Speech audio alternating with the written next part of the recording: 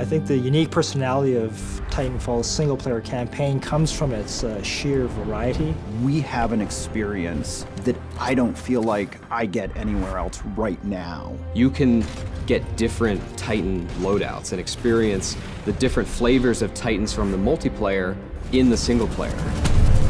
Big set-piece moments. We have like epic combat spaces, but then we also have low-key moments where you're just progressing through the environment and exploring. You're using your pilot mobility. We've actually brought puzzle mechanics into the fray. Some of them are light puzzles that actually require you to stop and think about the environment and look around. We've got encounters with really strong enemy characters. They're like boss battles. And these bosses all have some very eclectic, interesting personalities. Woo! Now we're talking!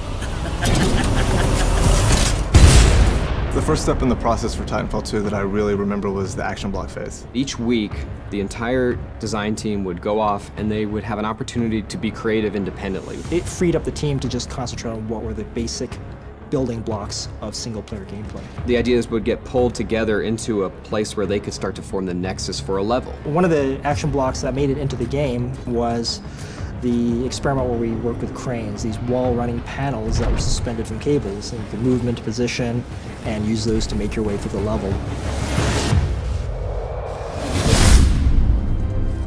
The great thing about single player in Titanfall 2 is that it's not just defined by one thing. What does it mean to focus on a Titan fighting another Titan? What does it mean to be a pilot that's being helped by his Titan? And what makes that focus on the bond so important to single player is it really reinforces that there are two units at work here. They have to work together. Because we want to build a relationship between you and BT, we often do things where we split you guys up.